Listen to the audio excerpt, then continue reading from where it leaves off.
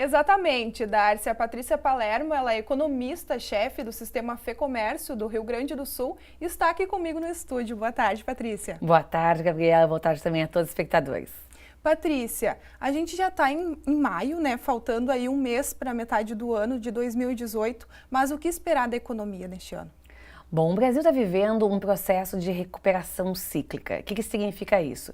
A economia funciona via uma tendência e a ciclos, né, de expansão e retração. Nós vivemos nos últimos anos aí uma retração bastante profunda, foram 2 anos de queda muito grande do PIB em 2015, 2016. Em cada um desses anos, o Brasil teve uma redução do seu PIB de cerca de 13,5% em cada ano.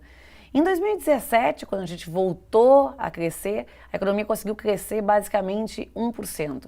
E a expectativa esse ano é que esse crescimento continue acontecendo e termine o ano na ordem de 2,6%, 2,8%.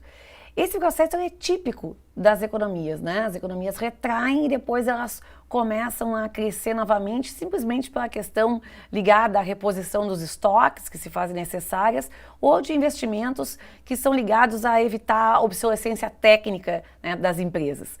E esse processo está acontecendo na economia brasileira. Então, o que a gente pode esperar do ano de 2018 é um ano de crescimento fraco, lento, mas um ano que certamente a gente termina melhor do que a gente começou, isto é, com um ano com crescimento em termos de atividade econômica, com expansão do consumo e do investimento na economia brasileira. Para quem está pensando em abrir um negócio, por exemplo, este ano ainda é o ano? Eu vou te dizer que o ano de 2018 é melhor que 2017, que por sua vez foi muito melhor que 2015 e 2016.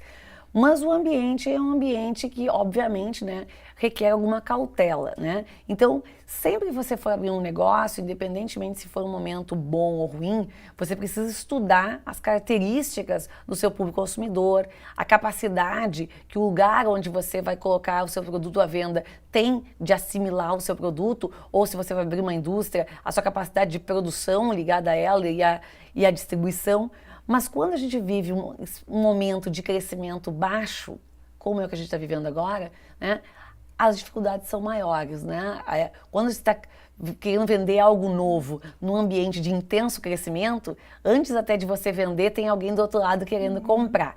Quando você está fazendo esse tipo de iniciativa em um ambiente mais restritivo, como é o que nós vivemos hoje, existe mais barreiras aí pela frente. Mas quem quiser iniciar algum tipo de atividade econômica esse ano, basicamente o que tem que pensar é o seguinte: é um ano que vai ser o último ano de um mandato presidencial, né? Frente a 4 anos que se iniciam e que a gente não tem ideia do que vai acontecer, porque nós estamos aqui à frente de uma das eleições mais incertas que a economia brasileira já presenciou, pelo menos depois da instalação desse novo período democrático que nós vivemos, né? Então, existe incerteza pela frente. 2018 é um ano que é até calmo, perto do que pode vir pela frente, dependendo das decisões de 2018. Você falou das eleições, a gente tem também a troca de governador aqui, ou não, no Rio Grande do Sul. Isso vai impactar de que forma a economia? Basicamente, o nosso problema maior se dá em termos federais do que em termos estaduais, né? As finanças públicas do Rio Grande do Sul são tão complicadas que o estado do Rio Grande do Sul, seja governado por quem for, não vai ter muitas saídas, né? Nós temos um problema seríssimo ligado a um estrangulamento das finanças públicas, porque a gente gasta mais do que a gente arrecada, né? Fazer mudanças de curto prazo é uma coisa que quem for o eleito vai ter que fazer, né? Vai ser muito difícil colocar os salários em dia na próxima administração, especialmente se acabar caindo essa questão do aumento das alíquotas que são vigentes basicamente até esse ano, se esse regime de recuperação fiscal que está sendo votado, né, que vai ser, que está sendo apreciado, vamos dizer assim, pelo governo federal, da nossa participação, não for levado a cabo, então é muito restrito, né? Então, o governador que for assumir o o governo, a gerência das finanças públicas do Rio Grande do Sul vai ter por aí dias difíceis, independente de quem for, independente de que partido for, né? Basicamente vai ter que se formar algum tipo de grande esforço coletivo junto à Assembleia Legislativa para que a gente consiga desatar alguns nós e principalmente tentar atrair investimento para tentar aumentar a arrecadação do Rio Grande do Sul e tentar fechar algumas torneiras aí que acabam esvaziando os cofres gaúchos. Mas não é algo simples de ser feito. Em termos nacionais, precisam se fazer algumas reformas relevantes que vão até chegar a impactar aqui o Rio Grande do Sul de maneira significativa também, como é a questão da reforma da Previdência, né? Não existe mais como se adiar esse processo de fazer uma grande reforma na Previdência brasileira, porque quase 50% de toda a despesa hoje brasileira, em termos federais, só para dar um exemplo aqui, né, já é tomada por benefícios de categoria previdenciária. Então, tipo, precisa se pensar nisso, porque senão daqui a pouco nós vamos botar todos os nossos tributos basicamente pagando benefícios previdenciários. E nós precisamos de mais do que isso, né? Nós precisamos de saúde, nós precisamos de educação, nós precisamos de segurança, e isso precisa ser feito. Então, o governo que vier vai ter um desafio, né? Seja no governo federal, vários, com certeza, né? Seja no governo federal, seja no governo estadual. Mas no federal, os caminhos que se podem tomar são mais distintos, vamos dizer assim, né? Nós podemos embarcar numa aventura populista, né? E embarcar numa aventura populista pode ser uma coisa muito ruim para todos nós, porque um populista pode deixar de lado as reformas, porque as reformas têm custos de curto prazo, apesar de ter benefícios de médio e longo prazo, porque ele prefere muitas vezes os ganhos de curto prazo, né? Mesmo pensando que isso vai ter que se pagar um custo grande, às vezes enorme, ali na frente. Mas a gente precisa encarar esse momento, ter uma votação esse ano pensando nisso, né? Dizendo que a gente precisa fazer alguns sacrifícios de curto prazo para melhorar a nossa situação de longo prazo, para manter a inflação baixa e conseguir gerar crescimento econômico, para gerar emprego e renda, que é o que é necessário e positivo para todo mundo. Na reforma, pensando na reforma da Previdência, o que de imediato é preciso mudar para se ter uma melhora no... A primeira coisa, acho que mais relevante é o estabelecimento de uma idade mínima, né? Nós não podemos mais conviver com um país, né, que basicamente não impõe uma idade mínima de aposentadoria. Nós vivemos um sistema de repartição simples. O que significa isso? Que as pessoas contribuem ao longo das suas vidas para a Previdência, mas elas não formam um caixa, né, que vai ser depois sacado por elas quando elas se aposentarem. O que acontece é que todo esse dinheiro que é pago para a Previdência mês após mês, ele é sacado para pagar já as pessoas que estão aposentadas. O que a gente verificou nos últimos anos, né, é que cada vez as mulheres têm tido menos filhos. A fecundidade feminina tem diminuído. Olha nós aqui, né? Eu sou uma economista, você é uma jornalista, né? Nós fomos para o mercado de trabalho. E quando as mulheres foram para o mercado de trabalho, elas passaram a ter menos filhos.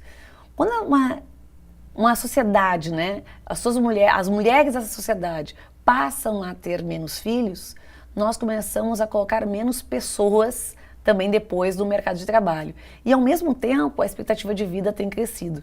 Então, o que significa isso? Que o número de pessoas que está trabalhando para contribuir para esse sistema está ficando cada vez menor. E o número de pessoas que passam a usufruir desse sistema por mais tempo fica cada vez maior.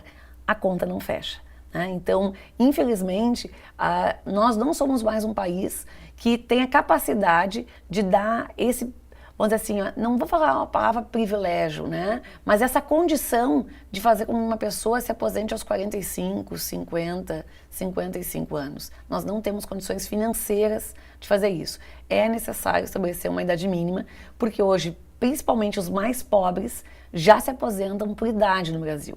São somente aquelas pessoas que passaram a maior parte da sua vida vinculadas a empregos formais e, portanto, ganhando mais, que conseguem se aposentar mais cedo. O problema é que se aposentar mais cedo, elas também não só ficam mais tempo ganhando, como elas também, como passaram a maior parte da sua vida trabalhando em emprego formal e ganhando salários mais elevados, elas também se aposentam com aposentadorias mais elevadas, o que não é atuarialmente equilibrado. Outra conta que não tem fechado é toda vez que a gente precisa ir ao supermercado, fazer aquelas atividades de pagar conta, energia elétrica, luz, telefone, aquelas deveres mensais de toda a família. E a inflação. A dificuldade tem sido em a grande maioria das casas no país. De que forma, economicamente, uma família pode administrar sua residência para conseguir pagar todas as contas? Ou tentar, pelo menos, fazer um sorteio em casa? Bom, a gente vem passando por um processo de controle inflacionário. Então, se teve uma inflação aí perto dos 11% em 2015, essa inflação já baixou para 6,5% em 2016, ficou um pouquinho menor que 3% em 2017 e é muito provável que acabe mais uma vez menor do que 4% em 2018. Então, a inflação vem caindo. Inflação vir cair não significa que os preços estão caindo, só significa que estão subindo menos. Mas como eles estão subindo, as coisas estão ficando efetivamente mais caras, né? Então, o que a gente consegue perceber quando se vai avaliar os orçamentos familiares e se conversar com as pessoas é que grande parte das pessoas que têm problemas de natureza financeira, por incrível que pareça, elas não têm esse problema de natureza financeira ou porque elas perderam o trabalho, ou porque elas tiveram uma doença na família, e isso acabou atrapalhando o dia a dia.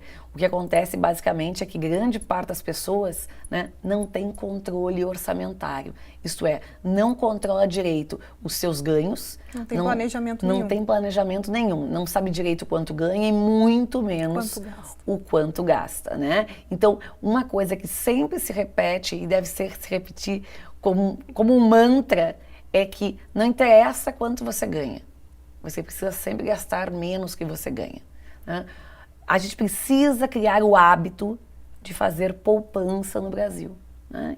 Isso é uma coisa que nós aqui não costumamos fazer. Nós costumamos pedir emprestado dinheiro para o nosso eu do futuro. Toda vez que a gente pede crédito emprestado, né, toma crédito... Usa o cartão de crédito. Isso, a gente está pedindo dinheiro para o nosso eu do futuro. Porque a gente é otimista e acredita que o nosso eu do futuro vai estar melhor que o nosso eu do presente, então ele pode abrir mão um pouquinho de renda para nos emprestar. Mas a gente precisa ajudar esse eu do futuro, né? Como? Fazendo poupança, né? Então, uma poupança feita, nem que seja de maneira... de valores pequenos, mas de uma maneira regular, e isso é uma coisa importante quando se fala de poupança, mais importante que poupar muito é poupar sempre, é ter sempre uma reserva que você pode acessar, principalmente quando você se depara com de fato algo que lhe surpreende, que seja uma queda da sua renda ou seja por um aumento da sua despesa. Se você tem um dinheiro que é seu, que você pode acessar rapidamente, você não precisa recorrer a crédito. E muitas vezes as pessoas recorrem, àquele crédito que é o mais caro, que é aquele crédito que é o mais acessível, né? Que é o mais fácil de chegar nele, né? Quando na verdade se a gente chegasse, simplesmente fosse ao banco, conversasse com o gerente, né? E tentasse definir aí um valor que fosse útil e necessário, né? Para aquilo que nós precisamos de fato e estabelecesse uma ordem de pagamento desse crédito tomado, o mesmo dinheiro poderia sair muito mais barato. A gente tem, Patrícia, alguma certeza quando o assunto é economia neste ano? Eu acho que a única certeza que a gente pode ter claro é que esse processo que a gente está vivendo, que é um processo de recuperação cíclica da economia, vai durar durante o ano de 2018. E isso não vai ser suficientemente forte para pressionar preços. Então, este ano a gente termina 2018 com um crescimento na atividade econômica, né, com PIB maior do que se iniciou o ano e com inflação controlada. Mas a outra certeza é que a escolha que nós fizermos em 2018 vai impactar e muito a nossa vida em 2019, 2020, 2021. 4 né? anos. Isso, 4 anos aí pela frente. 2022 tá junto nessa história também. Então, se nós não fizermos escolhas conscientes e entendermos que nós vamos ter que pagar alguns custos de curto prazo, para termos uma vida melhor no médio e longo prazo, né? Se nós nos encantarmos com aquelas propostas de soluções fáceis, que muitas vezes são apresentados por alguns candidatos, né? E a gente cair nesse canto de sereia que muitas vezes nos é cantado, a gente pode ter um futuro bem complicado ali para frente. Mas o Brasil já entendeu, né, que muitas vezes as promessas que são feitas numa campanha, elas acabam exatamente no momento que as urnas são encerradas e na semana seguinte um governo começa a ter que governar de fato, né? Então, a gente vivenciou em 2014 exatamente isso, né? Se falava que não ia precisar ter aumento de energia elétrica, aumento de gasolina, que não ia ter aumento da taxa de juros, né? Que essa crise era uma coisa cantada pela oposição e assim por diante, e nós embarcamos na nossa crise mais profunda e mais longa da nossa história recente. Nós vivemos um aumento de energia elétrica da ordem de 50%, 60%, a gasolina subiu enormemente naqueles anos seguintes, e só para você ter uma ideia, né, as eleições foram no domingo e na quarta-feira seguinte já aumentaram os juros também. Então, é bom a gente entender as propostas que estão sendo apresentadas e principalmente se perguntar como é que elas serão executadas, porque tão importante como o que fazer é o como fazer. Não existe conto de fadas. Não existe conto de fadas.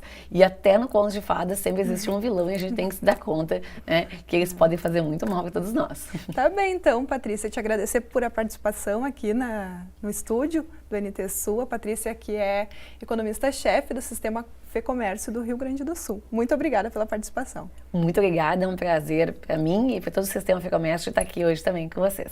Tá bom.